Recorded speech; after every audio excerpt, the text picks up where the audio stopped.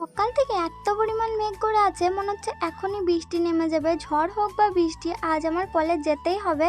তার কারণ আজকে যে আমার কলেজে সেকেন্ড সেমে ভর্তির ডেট, আর ডেট পেরিয়ে গেলে ওরা হাজার রকম কথা শোনায়, যেটা আমার একদমই পছন্দ নয়। তাই এত মেঘের মধ্যেও আমাকে যেতে হচ্ছে কলেজ। আর কতদিন পর যে কলেজ এলাম তার কোনো ঠিক নেই। আমি লাস্ট কলেজে এসেছি যেদিন আমার শেষ পরীক্ষা ছিল সেদিনকে। তারপর থেকে আমার কলেজ আর আসাই হয় না। আর কলেজে এসে আমি আমার বান্ধবীকে ফোন করলাম, ও বলল লাইব্রেরির এদিকে আসতে। তারপর ওর কথা মতো আমি চলে যাচ্ছি লাইব্রেরির ক্যাশ কাউন্টারে। আর এখানে এসে দেখি অলরেডি এতটা লাইন পড়ে গেছে। মানে আমি এত সকালে এসেছি, তারপরেও এত ভিড়, না জানি আর কতটা ভিড় হবে। আর এখানে আমাদের লাগছিল আই কার্ড আর টাকা।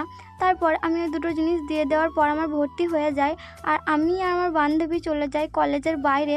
তার কারণ আমাদের বাসের টাইম এখনও অনেক লেট ছিল। তাই আমি আর আমার বান্ধবী চলে গেলাম ফটো তোলার জন্য। আর এদিকে দেখো ফুলগুলো কি সুন্দর আমার চুলে লাগিয়ে দিচ্ছে, অনেকটা সুন্দর লাগছিল কিন্তু, তাই না?